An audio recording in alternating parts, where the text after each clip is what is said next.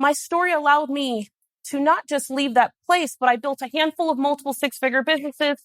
And then I went on to build a multiple seven-figure business by the time I turned 30.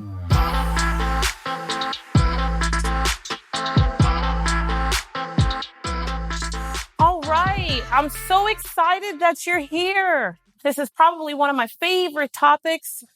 It's the art of how do we actually not just move our business forward, but how do we actually do the damn thing?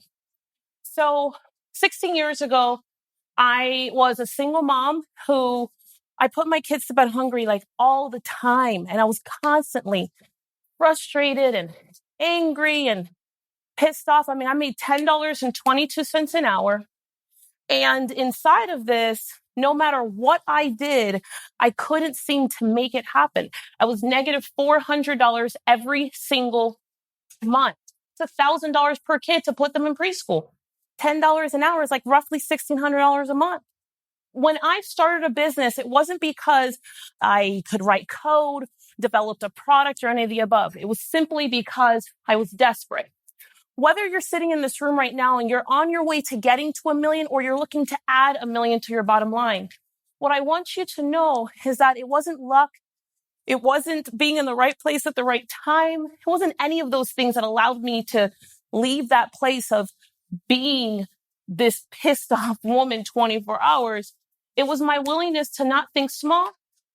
And specifically when it comes to my story allowed me to not just leave that place, but I built a handful of multiple six-figure businesses. And then I went on to build a multiple seven-figure business by the time I turned 30. My business partners in the company I sold in 2015 were Xerox Corporation and Hewlett Packard. When we sold it, we had 3 offices and 15 employees. Today, I've taken the concept of not just my story, but the good, the bad, and the ugly of my story. And it's allowed me to build a movement that is around the world in which we grow and scale companies of all sizes. Here's what's real. Principle and lesson number 1, regardless of what conversion, what business, what sales, what process you're after, I want you to know that your story as the CEO is the greatest asset that you have, period. Now, when I say that, I don't want you to think I'm saying a story. This is not about storytelling. A story is over there. I'm talking about your story. Your story, the beginning, the middle, and the end is the fabric of the brand, the culture. It's what is going to get people to say yes the first time versus the 7th time. It's going to allow you to build a sales force that's not just exciting, but they're on fire. It's going to allow you to track not just great employees, but like amazing team members. If you talk to any of my team today, whether it's a sweet Mexican woman, a super cool white girl, you're going to think you're talking to me. That's the importance of building a team, culture, and more importantly, sales that goes far beyond the person who's going, hey, do you want to buy something? What's important about story and why we start there, because I built a multiple 7-figure business and I never sold anything on the internet, period. Never sold not one item on the internet. And I share that with you because yes, there is the art of marketing and conversions and funnels and all of those things. But I built a 7-figure business as a Black woman in technology. And I didn't use the internet. And it was just me. I don't have a college education. I don't have any licenses. And I don't have any certifications. Now, when you think about the market, here's why this concept becomes really important. Because all of you, somewhere inside of what you do, you're solving a problem. The solution that your customer is buying is a solution to the problem that they have. And you may think, hey, I deliver and give products and services. And yes, you do. But the truth is that you actually solve problems. In every market, your market's already saturated. When we lead and we say things like we used to say back in the day, well, we do right by our customers. My customers have my cell phone number and they can access me on the weekend. We go the extra mile. We don't give them a 1-800 number. We pick up the phone after 5. We're honest. Integrity drives us and all of those other things and items and statements. But the truth is that like 12 of us all do the same thing. I bet you everyone in this room would say, I do the right thing by my customer always. Half of you in this room would say, my best customers, the people who are paying the most money, they have my cell phone number. They can access me on the weekend. I'm always there for them. None of those things make you unique. The only thing that you actually have that makes you unique in the market is your story. Your story. CEOs, if you're a CEO here and you're running an organization, and let's say you have 30, 40, 50, 60 people deep, it doesn't make a difference. It's all the same. Your story is the only thing I've never heard before. It's the only thing that makes you unique. Now, let me show you, I love numbers and stats, so I'm going to show you really quickly why it matters. Because the art of conversion is not necessarily simply getting more people to say yes. A lot of my peers are on big stages with me around the world, and they constantly talk about driving more traffic. And yeah, we can buy more traffic. We can build a bigger sales force. We can do all these things. But man, yes, we could drive more traffic, but we'd make a whole lot more money if we just figured out how to convert more of that traffic. That's fact number one. Fact number two, let's say we did increase traffic. If we had more of the right traffic, so there's traffic and then there's more of the right traffic. That's principle number two. Number three, we have people that say yes, and we're excited about them saying yes at a low price point and a high price point. But what's really real for me is that, man, if we could figure out how to get that lead and extend their LTV, the lifetime value, that is the most important part in any company. It is why Apple has had me in their grasp forever. It's the truth. They have had me in their grasp forever. Between the phones, the 5 devices, the watch, I'm going to continue to spend money with them. And the reason why is because they're not as excited about me acquiring that phone. What they're excited about is the lifetime value of this purchase. Everybody get that? This is the most important part in not just creating business, but creating cash in your business, because they don't have to spend as much money to reacquire this lead or for me to spend more money in their business. We can wrap our heads around this. Making money, growing our business, getting to $1 million, adding $1 million becomes so much easier. The market is what it is, and it doesn't lie. The market dictates facts. And once I understood this a little over a decade ago, it changed everything for me and how I built businesses, how I scaled, how I acquired team, and more importantly, how we marketed.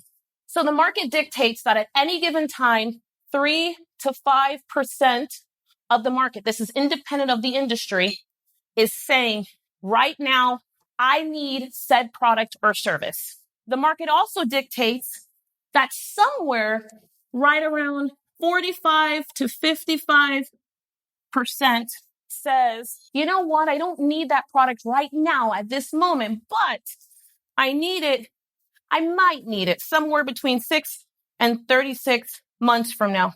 The market also dictates, regardless of the product or service that we're talking about, that somewhere inside of 35% to 45% of the market says, hell no, I don't need that product or service. It's not for me. I don't want it. Please stop talking to me about it. Okay. Now, and this is what we put, hell no. Okay. So understanding this shifts and change not only how you market, but who and what you're marketing with. Most conversations, sales pages that we see, people that we see on stage, flyers that we get to our home, amazing funnels, digital advertising, we're talking to this person, to the person who's in the market right now, who is already looking for that product or service. It's kind of like, you know those late night infomercials, they come on and then they're like, are you tired of, okay? And then all of a sudden we see the egg splatter and then the egg is exploding in my face. And apparently this egg is very dangerous, which is why I need the egg cooker 3000, okay? Because it's going to solve my problems. Now, what's real is that type of marketing, when we say, hey, we have this product and we're the best people for this product, typically we're just talking to this part of the market. It's the same thing like if you've ever gone to a networking meeting. Anyone ever gone to a networking meeting or a meeting where you have an opportunity like this to connect with other people, and you get an opportunity either to talk for a short period of time or to get up and introduce yourself for 60 seconds. And then we hear this. Hi, my name is Susie Sally Smith with Susie Sally Smith Cleaning, and we have organic that are basically just water products, and we clean the trees outside, the cars, and all things in between. And if you need organic, wholly based product, please call Susie Sally Smith Cleaning. Okay. Now that in some aspects, it's effective because if there's someone sitting in the audience who just said in the last couple of days, man, I need to find different cleaning products because such and such has asthma in my house. Totally. You're going to get that sale. That person's going to run over to you. But what's real is that in that room of 20 people, it fit here. We had 1 or 2 people that fit here. We had, 9 or so people that fit here. And then we had 7 to 8 people that fit here. Your responsibility as a CEO is to stop talking to these people. They're already sold.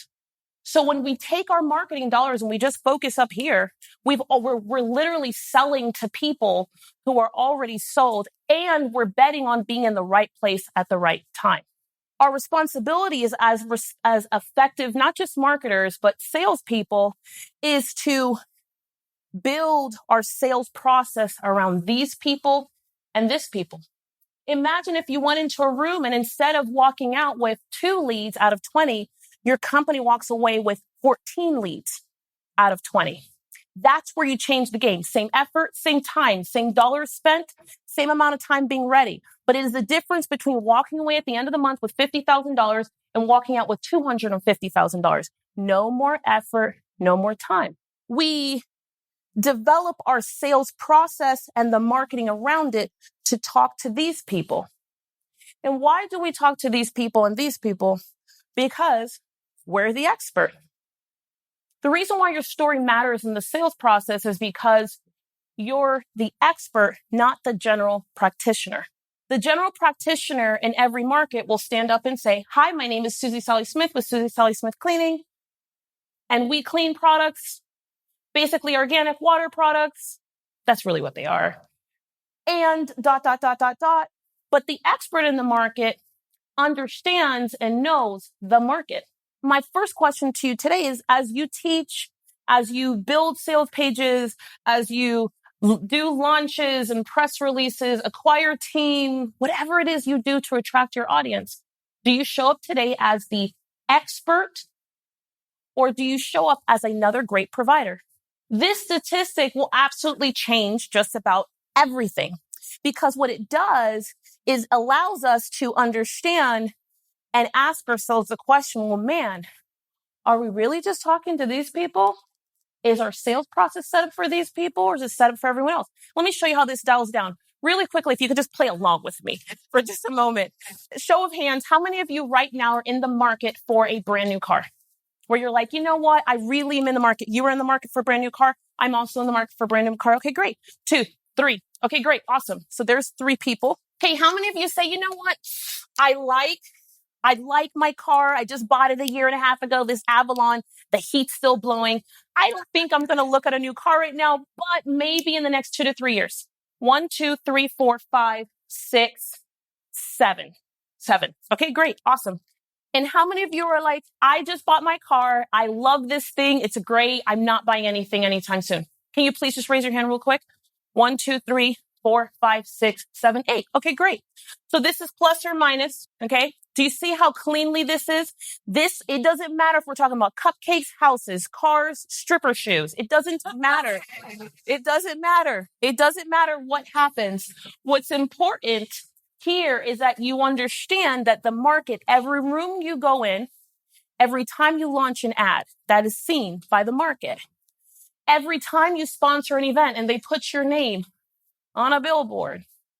If your company today is not walking out with enough leads, number one, it's because we don't have the story that talks to the actual people who really need your help. But because you didn't show up as the expert, they thought they could wait to get the solution versus acquire it now. Everybody with me? Everybody get me? Okay, great. So this is concept number 1. Now, when you think about the market and understanding that, we believe, I'm going to quickly teach you the framework of your story. And it's not necessarily from a marketing perspective, but it actually sits in the center of a sales conversation. So the sales conversation can be had in person, one-to-one, or one-to-many. The sales conversation could be had on a landing page or a sales page for your products or services. The sales conversation could happen if you ever take the stage and you're speaking or teaching. Anything in which you say to the market, I'm here and I'm the best choice for you. Now, what's important about this, so before I walk into the framework, I really want to make it clear that sales does not start at the end when we provide amazing products or services. Everyone in here, I'm sure, provides some type of amazing product or service. But the hardest part of making money and getting this person to say yes is getting them at the beginning. The sales process starts before the conversation starts. The sales conversation, that willingness for that lead to convert, totally starts before the party even happens. Mm-hmm. And in this concept of how I show up, I want to give you this visual, the general practitioner versus the expert, because it's important for me to show you how in dollars and cents, it's not just necessarily the quality of the lead or how quick you convert them, but the price that you convert them for. And for some of you, if you have a product-based business, you might have a fixed margin, but there's some part of your business, either you started today or you haven't started, that should be a service component, so that way you can control your cash. Now, what's important for me is I want you to visualize this. I am sick. And in me being sick, I head to the doctor and I go, hey, my stomach is hurting. And he's like, Tiffany, man, I'm not really sure, but maybe we could put you on this medicine for a couple weeks and see what happens. You can come and follow up with me in a month. And I like John. John's awesome. He's been taking care of me for a long time. But the truth of the matter is that he's my general practitioner. He's my family specialist. And he gives me some things and he recommends some things. But at the core of it, I leave there and I'm not 100% sure that this solution that he's given me is going to work. I'm in pain. My pain could be moderate. It could be extreme. It could be mild, but it doesn't change the fact that I'm in pain. So what do? I look for a specialist. Now, what's important for me about dollars and cents is that I went to John. I love John. Nice guy. Flipping amazing, right? But John charges me $173. Inside of his office was a 5x5 cheap Walmart picture. It was a sterile table or bed that I sat on. There were pamphlets. And more importantly, I am sitting in a 10x10 room. Now I head over to the specialist. The specialist kind of has a 5x5 picture from Walmart.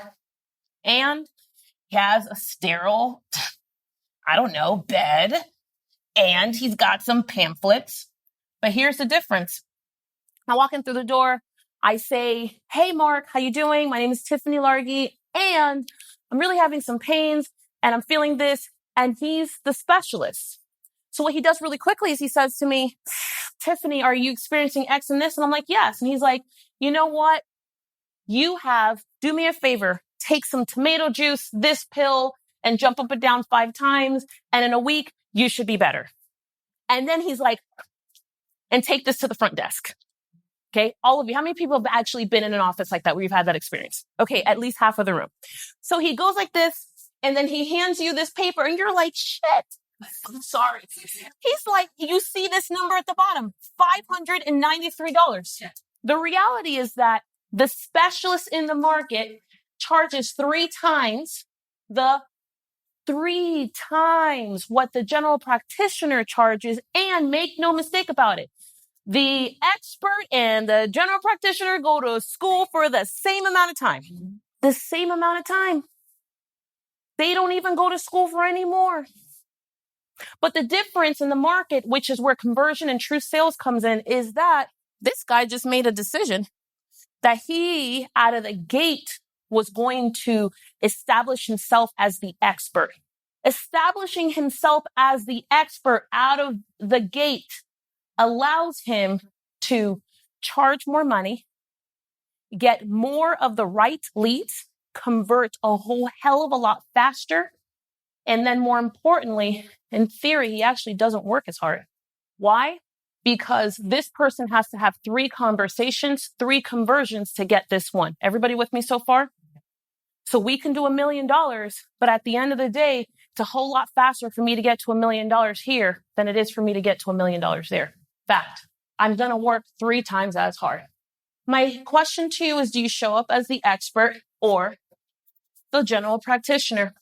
Now in this, so the general practitioner has a couple of key things in place, but what's important is that the general practitioner has these 3 things in place in order, or I should say the expert has these 3 things in place to ensure that their sales process and their ability to get to the million or at $1 million or whatever it might be happens. Number 1, they have a sales process, okay? They have a way to process that lead from beginning to end. So inside of that, that's how the lead is acquired, what happens when it sits, and if you are actually taking your leads into some type of a conversation, or you're interfacing with salespeople, or maybe you invite them to your office or you invite them to an event, regardless of that process, that middle process, this is where we are connecting with the lead and asking them to say yes.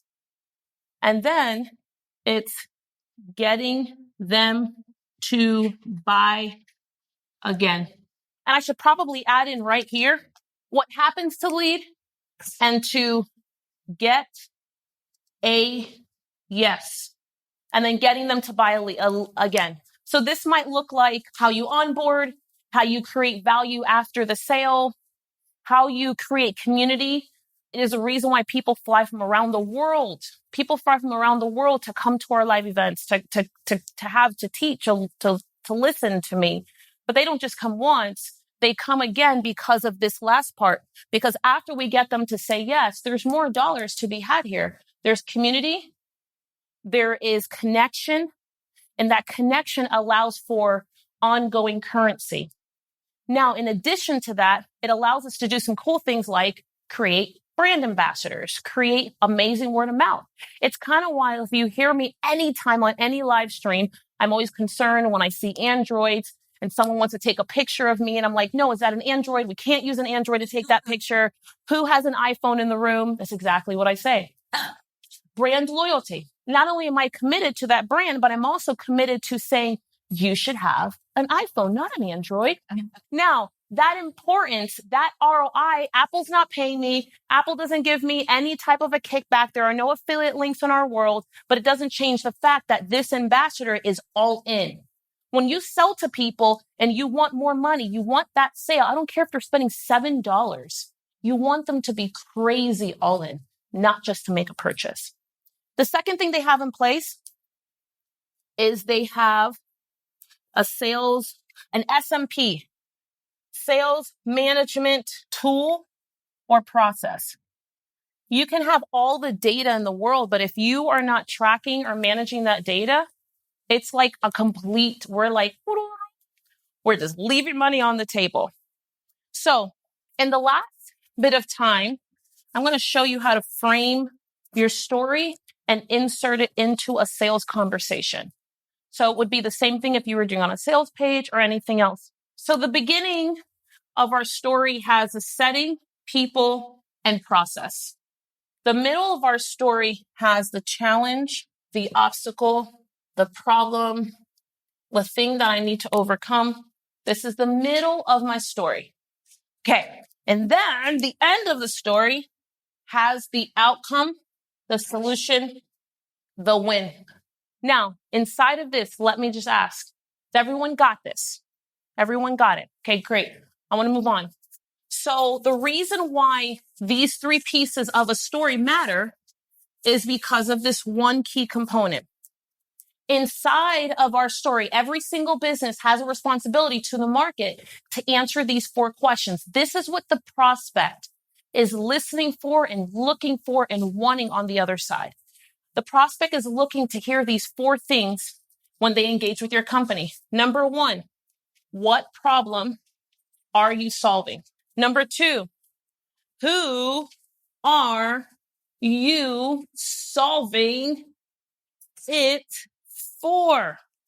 Number 3, this is the most overlooked. What gives you the right to solve it?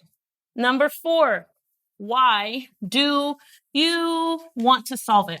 Without these 3 and 4, your prospect leans in, but it's tough for them to convert. Let me just go over them really quickly. What problem are you solving? Who are you solving it for? What gives you the right to solve it? Why do you solve it? Why do you want to solve it? This key component, what gives you the right, is one of the most important, because the prospect is sitting there and they like you. Like, you look nice, you're friendly, your office is great, your team is awesome, but they still want to know, if I spend this money, will my problem be solved for sure? I don't want to spend money 2, 3, 4, 5, 6, 7 times.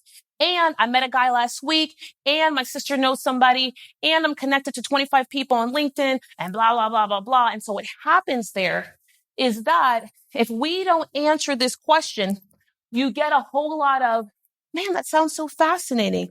All right, well, we should connect in a couple of months. We should connect in a couple of weeks. You know what? Let me think about it a little bit, and I'm going to get back to you.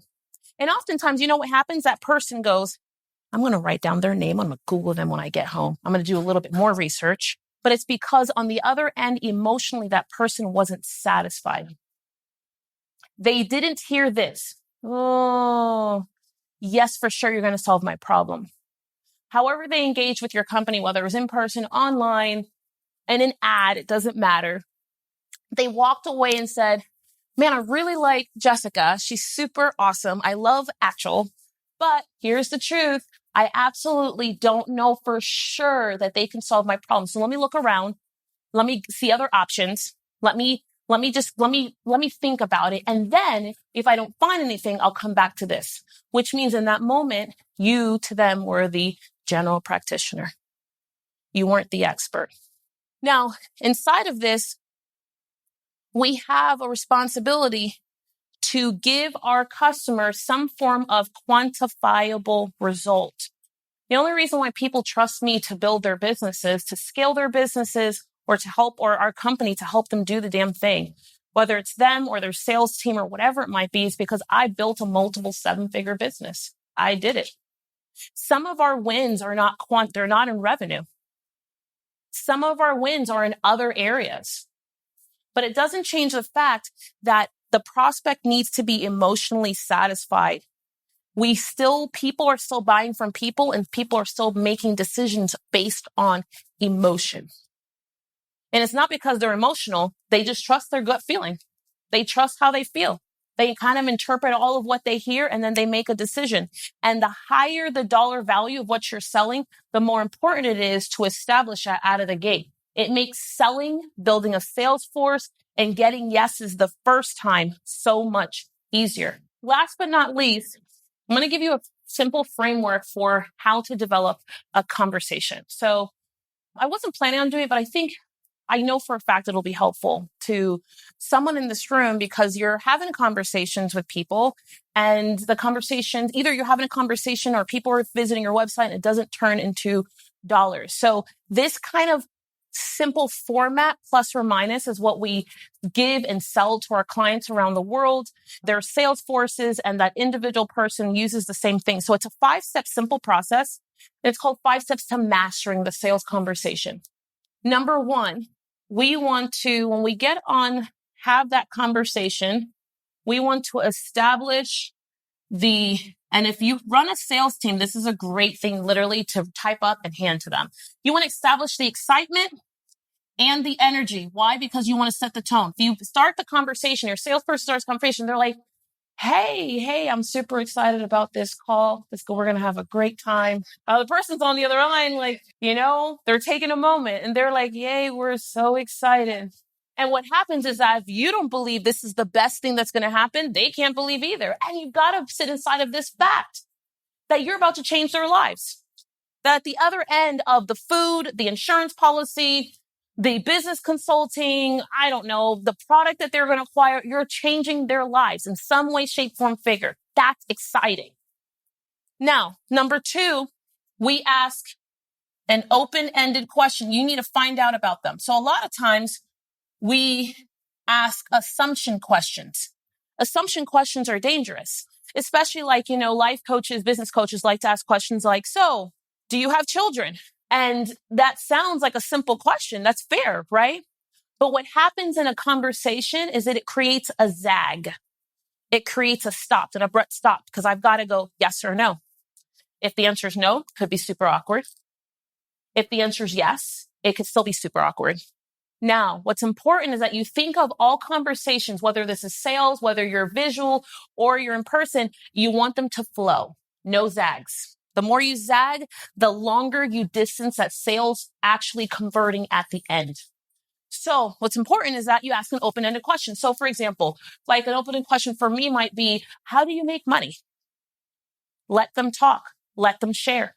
The third thing we ask is, what's your biggest challenge?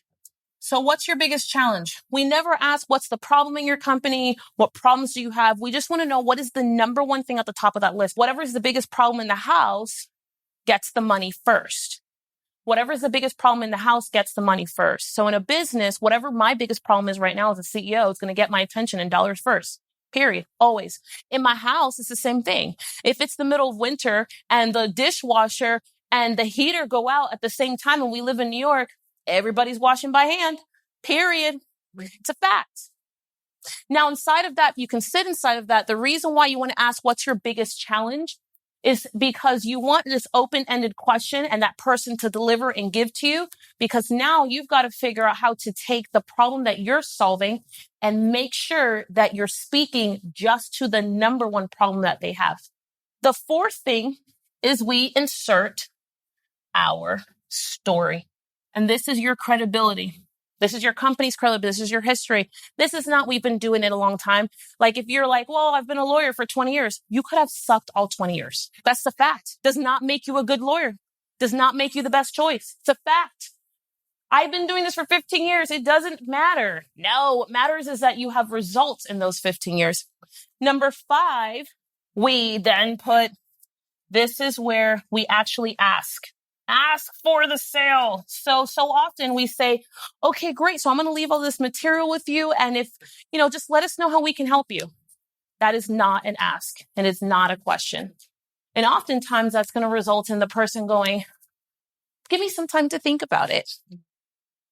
And basically they're like, give me some more time to stalk you because I'm not sure. And I'm going to go online and I'm going to research other people, maybe find a cheaper price. I'm going to talk to my friend and my brother who knows somebody. Okay. And 9 out of 10 times you lose that sale. You've wasted all of the money, energy, and effort that you put into getting to that point, which took your company a lot of money. And more importantly, you don't get to the goal at the end. Man, have I told you how glad I am that you're here? Like, real talk. Have I flippin' told you how glad I am that you are here? You have listened. This is the part of the show where I say, go follow us, go find us, go follow us, go stalk us, but just make sure that we're connected. Head to dothedamnthing.tv, dothedamnthing.life, or just go hang out on tiffanylargy.com. If we are not friends on Facebook, if you have not liked our Instagram page, go do that because you're going to want to see what we're doing, how we're doing, and how we're doing the damn thing daily.